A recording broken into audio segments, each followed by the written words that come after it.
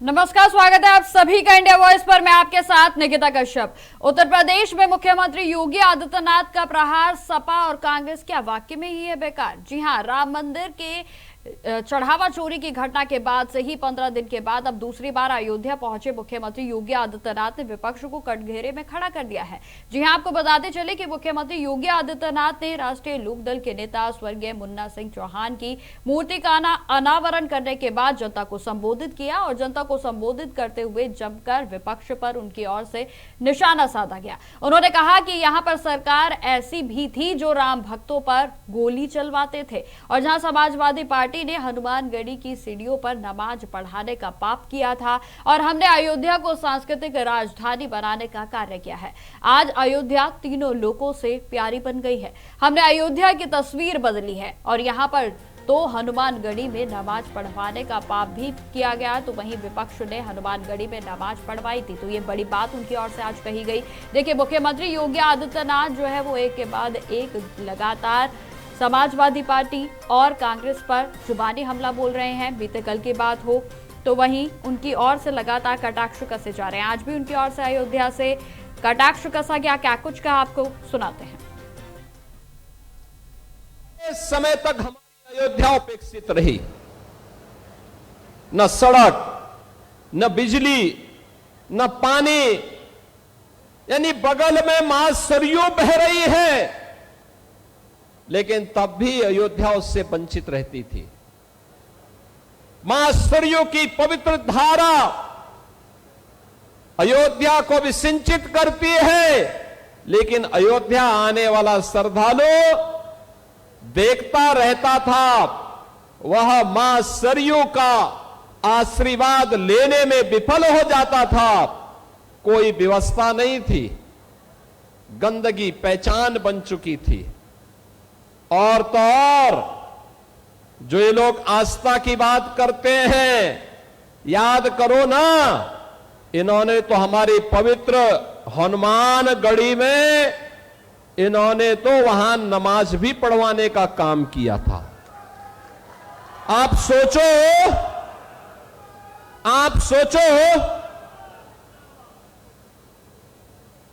कल्पना करिए, क्या कोई जामा मस्जिद में कभी हनुमान चालीसा का पाठ कर पाएगा?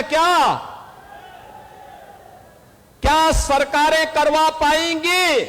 क्या समाजवादी पार्टी और कांग्रेस करवा पाएगी?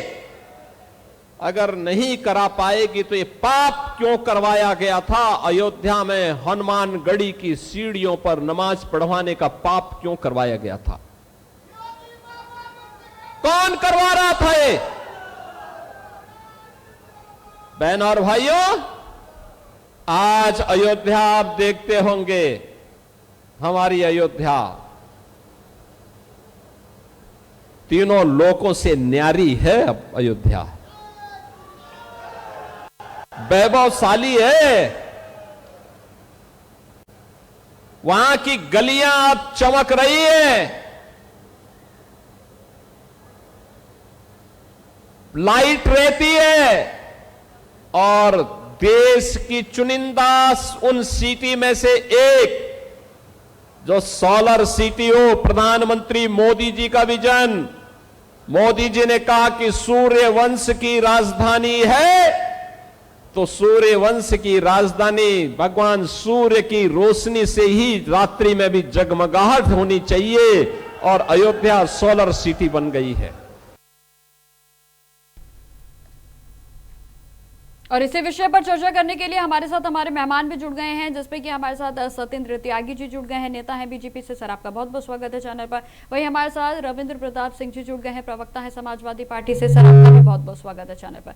सत्येंद्र जी, आपसे ही चर्चा की शुरुआत करेंगे। देखिए, मुख्यमंत्री योगी आदित्यनाथ की ओर से जमकर कटाक्ष कसा जा रहा है और आज भी उनकी ओर से विपक्ष पर जमकर हमला बोला गया। तो क्या आप लोग ही जो है वो राम भक्त हैं? क्योंकि कहीं ना कहीं विपक्ष तो पूरे तरीके से रामद्रोही भारतीय जनता पार्टी के अनुसार लग रहा है। सत्येंद्र जी, इंडिया वॉइस के माध्यम से सभी दर्शकों को, मेरे पैनलिस्ट भाई रविंद्र जी को, निकिता जी, सभी को राम राम, जय श्री राम, राधे राधे, नमस्कार, हर हर महादेव, भारत माता की जय, वंदे मातरम, जय श्री राम, जय श्री राम, जय श्री राम। देखिए, योगी जी ने जो कहा है, हमारे उत्तर प्रदेश के यशस्वी मुख्यमंत्री हैं और पूरे प्रदेश ने उनको चुन करके दोबारा मुख्यमंत्री बनाया है। और जो बात वो कह रहे हैं वो बिल्कुल सही बात कह रहे हैं, उसमें कहीं भी दो राय नहीं है, कहीं भी दिक्कत नहीं है। जो उन्होंने कहा है वो बिल्कुल सत्य है कि वो व्यक्ति जो हमेशा से मुसलमानों की बात करते हैं, मुसलमानों का सपोर्ट करते हैं, हिंदुओं को गाली देते हैं, हिंदुओं की बुराई करते हैं, सनातन की बुराई करते हैं, वो व्यक्ति आज राम मंदिर के चंदा चोरी की बातें कर रहे हैं। देखिए, चंदा चोरी गलत बात है, ये सबने माना है, ये भी खुद कह रहे हैं, हर व्यक्ति कह रहा है। लेकिन इस तरीके से देश की जनता को झूठ फैलाना, देश की जनता को गलत बातें बताना, देश की जनता के बीच में, या तो कोई, मैं कह रहा हूँ 5 व्यक्ति या 10 व्यक्ति या 15 व्यक्ति चोर हैं तो उन पर कार्रवाई होगी ना। योगी जी मना तो नहीं कर रहे हैं कि हम कार्रवाई नहीं करेंगे, या हमारे प्रदेश के कोई डिप्टी पीएम या कोई मंत्री या कोई विधायक या सांसद कोई कह रहा हो कि नहीं, चोरी करने वालों के खिलाफ कार्रवाई नहीं होगी। लेकिन वो लोग जो हमेशा राम मंदिर का विरोध करते थे, वो लोग तो हमेशा राम जी की बुराई करते थे, मंदिर की बुराई करते थे, मंदिर बनना उनके लिए दर्द की विषय थी, वो नहीं चाहते थे कि राम मंदिर बने। यदि वो लोग आज आकर के आगे आकर के और इस तरीके की बातें करें, मैं तो कई सत्येंद्र जी ऐसा तो नहीं है कि देखिए समाजवादी पार्टी के शासनकाल में क्या कुछ हुआ था या फिर कांग्रेस के ऊपर उनकी ओर से जो भी हमले किए जा रहे हैं, क्या वो इस चंदा चोरी मामले को ढक सकते हैं? आपको लगता है इस तरीके की बयानबाजियों से कोई असर पड़ेगा? क्योंकि मुख्यमंत्री योगी आदित्यनाथ की ओर से जमकर कटाक्ष तो कसा जा रहा है, लेकिन ये बात भी तो समझनी पड़ेगी ना, जिस तरीके की परिस्थितियां आज अयोध्या में देखने को मिल रही है वो हर राम भक्त के लिए आहत करने वाली है। बिल्कुल, लेकिन क्या जो मस्जिद में घपले हो रहे हैं, मंदिर के अलावा मदरसों में घपले हो रहे हैं, दरगाह में, अजमेर दरगाह में घपले हो रहे हैं, तो वो भी तो ये आस्था का विषय है मुसलमानों के लिए, वहाँ भी तो दिक्कत है, उसकी भी अच्छा ठीक है, रविंद्र जी से मैं इस पर जवाब ले लेती हूँ। ठीक है सत्येंद्र जी, रविंद्र जी आपने सुना सत्येंद्र जी को, उन्होंने कहा कि समाजवादी पार्टी की ओर से या फिर विपक्ष की ओर से जो मस्जिदों में, ईदगाहों में घपले हो रहे हैं उस पर कुछ नहीं बोला जा रहा है, उनकी ओर से कहा गया है, जवाब दीजिए। जहाँ भी मस्जिद में घपले हो रहे हों या किसी भी धर्म स्थान में घपले हो रहे हों, सरकार भारतीय जनता पार्टी के 17 राज्यों में उनको इस मुद्दे को प्रमुखता से उठाना चाहिए, और यदि हो रहा होता तो भारतीय जनता पार्टी अब तक उठा चुकी होती कि ये उसका पेशा है। अब आते हैं मुख्यमंत्री जी की बातों पे। मुख्यमंत्री जी कह रहे हैं कि विपक्ष जो है सनातन धर्म को, पहली बात सनातन धर्म कहीं है नहीं। अगर आप हमारे संविधान में जाइएगा तो 6 धर्म हैं, उस 6 धर्म में सनातन धर्म नाम की कहीं भी जिक्र नहीं है। ये क्या किया है, आरएसएस वालों ने हिंदू धर्म का नाम बदल के सनातन धर्म कर दिया है, मतलब हिंदू धर्म का खिलाफ करना चाहते हैं। अब बता रहा है हम लोग हिंदू धर्म, सनातन धर्म के खिलाफ थे। जरा भारतीय जनता पार्टी का चरित्र सुनिए। एक सज्जन कैबिनेट मंत्री है उत्तर प्रदेश में, वो बोलते हैं प्रभु श्री राम अवैध संतान है, आज तक निकाला नहीं उसको कैबिनेट मंत्री। उत्तर प्रदेश के पूर्व मुख्यमंत्री देश शर्मा बोलते हैं कि माता सीता टेस्ट ट्यूब बेबी हैं, उसको संसद सदस्य बना दिया राज्यसभा में। वर्तमान मुख्यमंत्री बोलते हैं हनुमान जी दलित हैं और अभी भी दूसरी बारी मुख्यमंत्री बने हुए हैं। मोहन भागवत जी कहते हैं कि हिंदू धर्म, ये जो हिंदू शब्द है ये विदेशी शब्द है, तो हिंदू धर्म है ही नहीं कोई, तो उसका सनातन धर्म नाम कर दिया। फिर यही मोहन भागवत जी बोलते हैं कि हिंदू धर्मों में छेड़छाड़ हो गई है धर्म ग्रंथों में, मतलब अब नागपुर में लिखा जाएगा, समीक्षा होनी चाहिए, उन्होंने बोला। रविंद्र जी, जो आप ये इतना पाठ पढ़ा रहे हैं, आप मुझे इस बात का जवाब दीजिए, क्या समाजवादी पार्टी के शासनकाल में गोलियां नहीं चली थी? देखिए मुख्यमंत्री योगी आदित्यनाथ झूठ तो बोल नहीं रहे हैं, ये बात तो सच है, ये झूठ तो है नहीं। और यही यहाँ पर सवाल उठता है कि आज जो है समाजवादी पार्टी के भीतर आखिर राम भक्त को लेकर इतना जो प्रेम है वो कैसे उमड़ता हुआ नजर आ रहा है? इस बात का जवाब दीजिए जरा आप। हाँ दे रहा हूँ निकिता जी। क्या प्रभु श्री राम के प्रेम के लिए किसी प्रकार का रजिस्ट्रेशन आरएसएस में कराना पड़ेगा या भारतीय जनता पार्टी में? तो राम मंदिर बनेगा तो क्या आप विरोध करेंगे? किसी ने विरोध नहीं किया था। अब किसी देखिए, ने, मुसलमानों ने भी विरोध नहीं किया। मुसलमानों की तो मैंने बात ही नहीं करी। आदेश आया वहां से रविंद्र जी, मुसलमानों की तो मैंने बात ही नहीं करी। आप मुसलमानों का नाम ले रहे हैं। जोड़ दिया, मैंने अपने पास से जोड़ दिया। तो सुप्रीम कोर्ट से आदेश आने के बाद किसी ने किसी प्रकार का कोई विरोध नहीं किया, सहयोग जरूर किया। अब आते हैं जरा मुख्यमंत्री जी की ही बात पे आ जाते हैं। आपने जो गोली वाली बात कही, जिस दिन कभी समय होगा तो अयोध्या जी में गोली क्यों चली थी उसका पूरा प्रकरण सुन लीजिएगा, लंबा है थोड़ा, तब इनकी हैसियत समझ में आ जाएगी। बहुत शॉर्ट में बता दे रहा हूँ। हाई कोर्ट का स्टे था, उत्तर प्रदेश सरकार का स्टे था, ट्रेनों का परिचालन बंद था।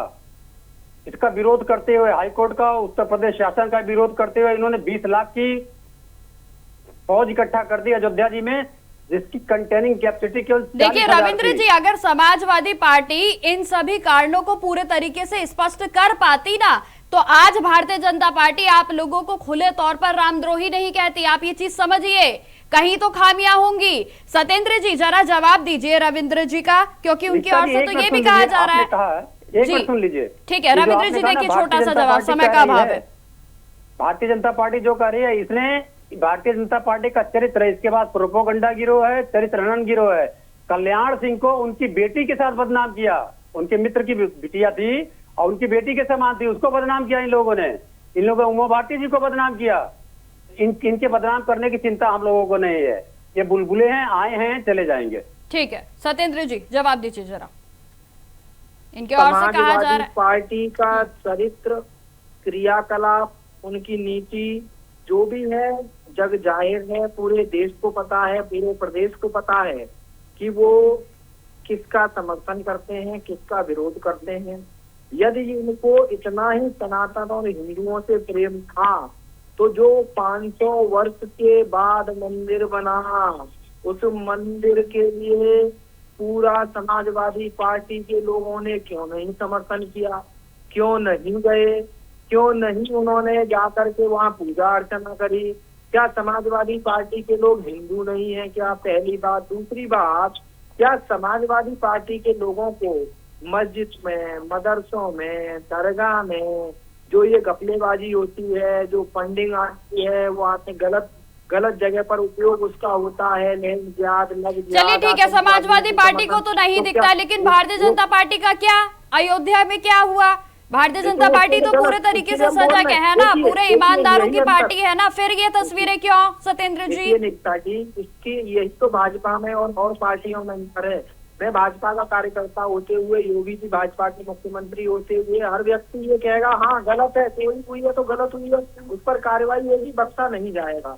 लेकिन यदि वहीं पर टिंकू यादव का नाम अखिलेश यादव जी से जुड़ गया तो बैकफुट पे आ गए। वहीं पर अखिलेश यादव जी का रिश्तेदार टिंकू यादव निकले आए तो बैकफुट पर आ गए। वहीं पर यदि कोई मुसलमान गलत कर देता है तो बैकफुट पर आ जाते हैं। वहीं अगर कोई आतंकवादी हमला मुसलमानों के द्वारा किया जाता है तो बैकफुट पर आ जाते हैं। ऐसा नहीं होना चाहिए। दो धारी तलवार में दो तरह के चश्मे नहीं होने चाहिए। जो ही नजरिया हिंदुओं के लिए होना चाहिए वही मुसलमानों के लिए होना चाहिए। लेकिन इनके साथ ऐसा नहीं है। इनको सिर्फ और सिर्फ समर्थन करना है तो मुसलमानों को, गालियां देनी है तो हिंदुओं को, गालियां देनी है तो हिंदू धर्म को। चंदा चोरी हुआ तो सिर्फ राम मंदिर ही दिख रहा है। ठीक है, गलत बात है, हम मानते हैं, हर कोई मानना है, कार्रवाई हो, उनको सारे मतलब जितने भी नियम और कानून के हिसाब से जितनी भी कार्रवाई होनी चाहिए।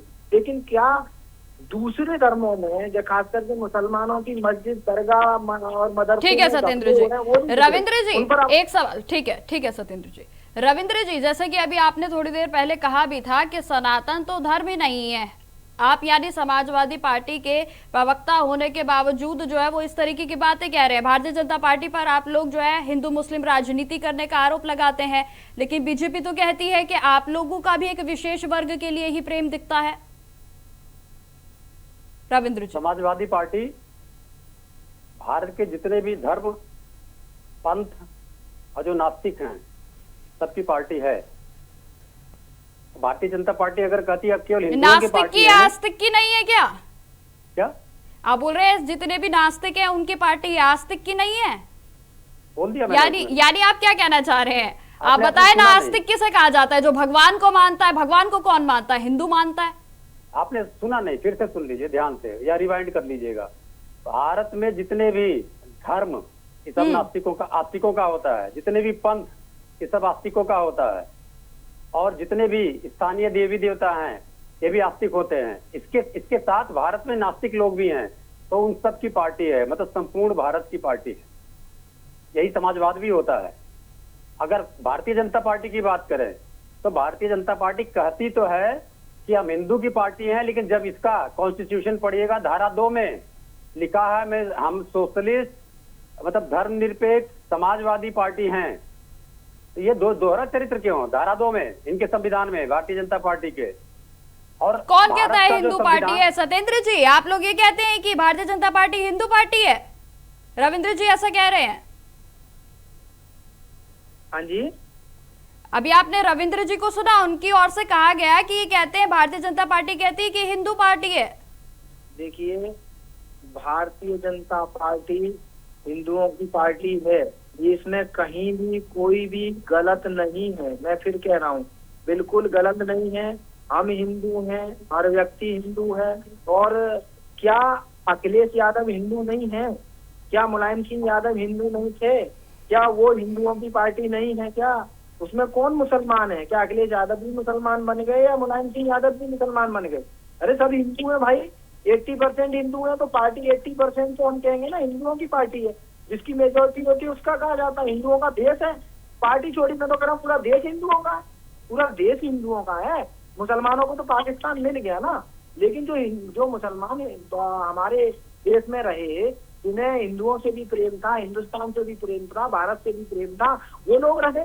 और वो लोग, उनका सबका हम लोग सपोर्ट करते हैं। जितनी भी विकास की योजना आती है, गरीब जन कल्याणकारी योजना आती है, तब उसमें सबको उनका फायदा मिलता है। लेकिन जो व्यक्ति देश के विरोध में है, जो व्यक्ति भारत माता की जय नहीं बोलता है, जो व्यक्ति वंदे मातरम नहीं बोलता है, जो व्यक्ति जय श्री राम नहीं बोलता है, जो व्यक्ति हमारे पूर्वजों को नहीं पूछता है, चाहे वो कोई भी हो, वो देश का विरोधी है, देश विरोधी है। देश के खिलाफ की गतिविधियों में वो कहीं ना कहीं संलग्न है। और खास करके जो व्यक्ति 80% लोगों को गाली दे रहे हों, हिंदुओं को जो गाली दे रहे हों, तो वो कहीं ना कहीं इनडायरेक्टली भारत देश को गाली दे रहे हैं, हिंदुस्तान को गाली दे रहे हैं, क्योंकि ये कागजों में सिद्ध है। तो सत्येंद्र जी, आप क्या विपक्ष को, तो क्या आप विपक्ष को देशद्रोही कह रहे हैं? आप ये कहना चाहते हैं क्या? देखिए, जो व्यक्ति हमारे हिंदुओं को गाली देगा, जो जय श्री राम नहीं बोलेगा, जो वंदे मातरम नहीं बोलेगा, भारत माता की जय नहीं बोलेगा, नहीं, दूसरे समुदाय का जय श्री राम कैसे बोल देगा? सत्येंद्र जी, दूसरे समुदाय का जय श्री राम कैसे बोल देगा? जब देश का बंटवारा हुआ और जो अभी भी जिसको पाकिस्तान प्रेमी है, जो बांग्लादेशी प्रेमी है, और हिंदुस्तान का उनको दर्द होता है वंदे मातरम गाने में, वंदे मातरम बोलने में, भारत माता की जय बोलने में, तो वो देशद्रोही है। देशद्रोही है। मैं इंडिया वॉइस के चैनल के माध्यम से बताना चाहता हूँ, वो देशद्रोही भी है, वो देश विरोधी भी है। क्योंकि जो, चलिए ठीक है सत्येंद्र जी, समय का अभाव है। रविंद्र जी, आपसे आखिरी सवाल, आखिरी कमेंट लेना चाहूंगी। समय का अभाव है, दर्शकों से क्या कहना चाहेंगे? तो ये कहना चाहेंगे कि प्रभु श्री राम ने 2 स्टेप में भारतीय जनता पार्टी आरएसएस की पोल खोल दी। पिछले लोकसभा चुनाव में 10वां स्थान जो प्रभु श्री राम से जुड़े हुए थे, सारे सांसद इनके हार गए। अब जो ये चोरी कर रहे थे अयोध्या जी में, बहुत लंबे समय से कर रहे थे, अब से तो नहीं कर रहे थे, 1990 से पहले से कर रहे थे, या उससे भी पहले जब समर्पण राशि 3000 करोड़ की आई थी, तब से चोरी कर रहे थे। तो 3000 करोड़ कहाँ गए नहीं मालूम है। तो प्रभु श्री राम ने उसका भी खोल दिया पोल इनकी। अब ये सब पता लग गया है कि ये चोर हैं, डकैत हैं, हिंदू विरोधी हैं, हिंदू धर्म को खत्म करना चाहते हैं, उसका नाम मिटाना चाहते हैं, उनके प्रतीकों को ठीक है रविंद्र जी। सत्येंद्र जी, आपके आखिरी कमेंट जल्दी से, समय का अभाव है, छोटा सा कमेंट।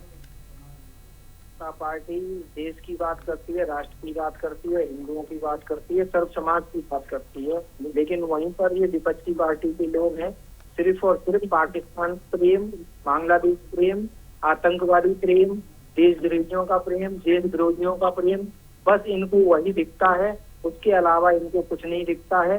ना इन्हें देश की बात करनी है, ना राष्ट्र की बात ठीक करनी है। है, ना विकास की बात करनी ठीक है सत्येंद्र इनको जी, सिर्फ- रविंद्र जी, आप दोनों का हमारे साथ चर्चा में जुड़ने के लिए बहुत बहुत धन्यवाद। तो जिस तरीके से आपको बताते चले कि मुख्यमंत्री योगी आदित्यनाथ इस समय विपक्ष पर पूरे तरीके से हमलावर हैं, तो वहीं समाजवादी पार्टी की ओर से, अखिलेश यादव की ओर से लगातार अयोध्या में जिस तरीके से कथित तौर पर चंदा चोरी का मामला प्रकाश में आया है, उस पर वे पूरे तरीके से प्रदेश सरकार पर हमलावर है। अब देखने वाली बात होगी कि किस तरीके से ये आरोप और प्रत्यारोप की राजनीति पूरे तरीके से गर्म रहती है। तो फिलहाल मेरे साथ इस पेशकश में इतना ही। देश दुनिया की तमाम खबरों की जानकारी के लिए बने रहें हमारे साथ। नमस्कार।